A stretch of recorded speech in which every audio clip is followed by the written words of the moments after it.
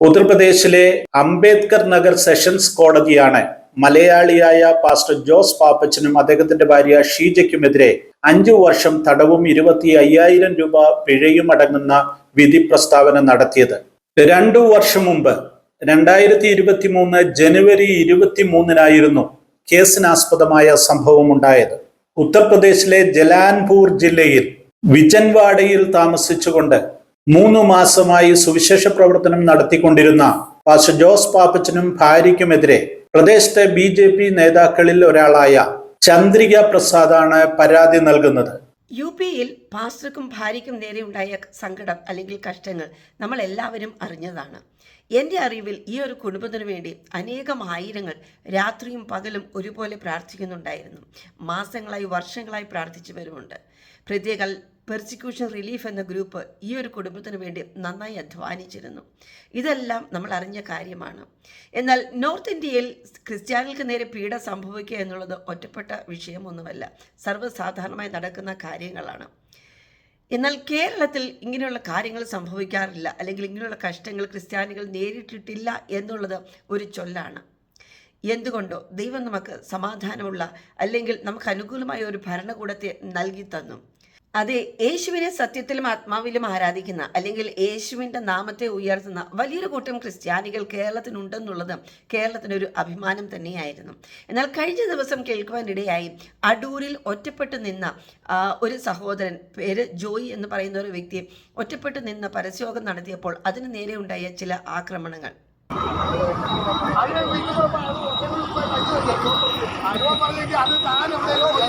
തന്റെ വിശ്വാസം അനുസരിച്ച് നിങ്ങളുടെ വീട്ടിൽ മതി, പറഞ്ഞു കൂട്ടി നിങ്ങളുടെ വീട്ടിൽ മതി, അത് നിങ്ങളുടെ സമയം മതി.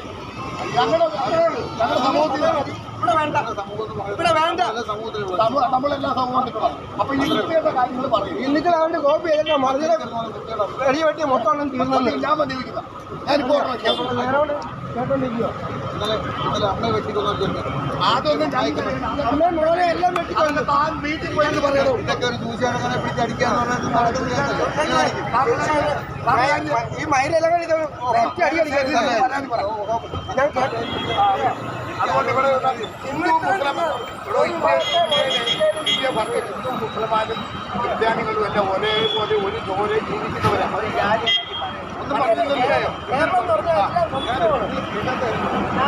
ഞാനിന്നുണ്ടെന്ന ഒരു മുസ്ലിമാന്റെ ചോറ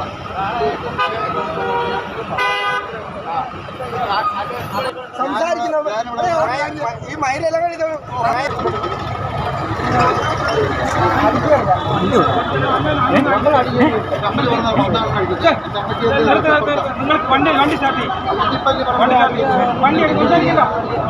അയാളെന്ത് പ്രസംഗത്തിൻ്റെ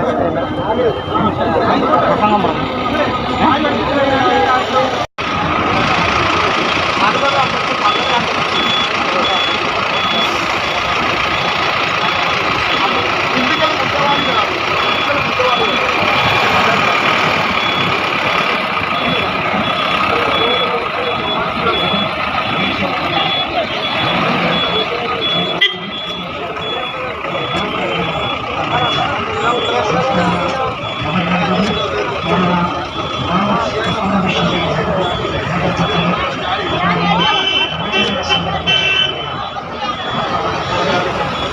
നമസ്കാരം, എൻ്റെ പേര് ഇവാഞ്ചലിസ്റ്റ് ജോയി അടൂർ. ഞാൻ എല്ലാ ദിവസവും ഞായറാഴ്ച ഉച്ച കഴിഞ്ഞ് മദ്യത്തിനും മയക്കുമരുന്നിനെതിരായി സുവിശേഷം എൻ്റെ പട്ടണത്തിൽ നടത്താറുണ്ട്. കേരളത്തിൽ അങ്ങോളം ഇങ്ങോളം കോഴിക്കോട് മുതൽ പാറശാല വരെയും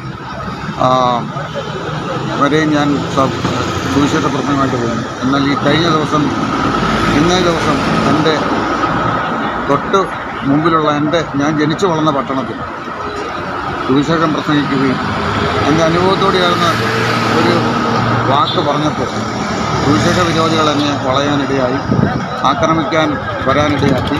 അതുകൊണ്ട് ദൈവം അവരോട് ചോദിക്കട്ടെ, എനിക്ക് പ്രതികാരമില്ല, പ്രതികാരം നമ്മുടെ ദൈവമാണ്.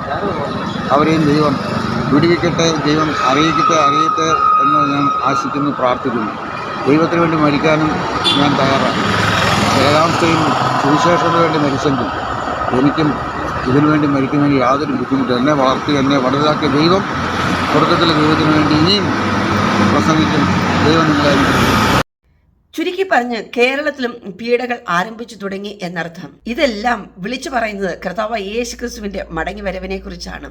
അതെ, ഒരു സ്ത്രീക്ക് പ്രസവവേദന ആരംഭിക്കുന്നത് പോലെ ഇനി യേശുവിന്റെ മടങ്ങി വരവിന്റെ ലക്ഷണങ്ങളും ആരംഭിച്ചു തുടങ്ങി.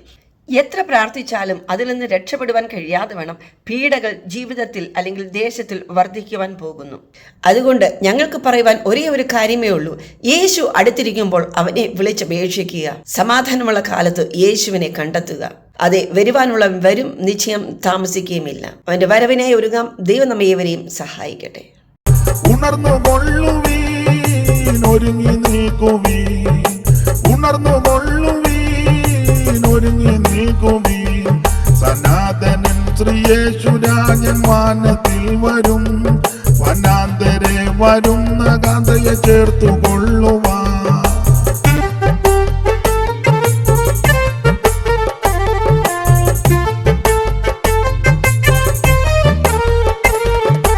അർദ്ധരാത്രിയാമത്തിൽ നാം വന്നിരിക്കുന്നു, മഹാകൃത്തനാം സർപ്പം ചതിക്കും സൂക്ഷിച്ചില്ലെങ്കിൽ. അർദ്ധരാത്രിയാമത്തിൽ നാം വന്നിരിക്കുന്നു, മഹാകൃത്തനാം സർപ്പം ചതിക്കും സൂക്ഷിച്ചില്ലെങ്കിൽ. ശ്രദ്ധരായി പ്രാർത്ഥിച്ചു ജീവിക്കാം, ശ്രദ്ധരായി പ്രാർത്ഥിച്ചു ജീവിക്കാം. സനാതനൻ ശ്രീയേശുരാജൻ വാനത്തിൽ വരും, വനാന്തരെ വരുന്ന കാന്തയെ ചേർത്തുകൊള്ളും.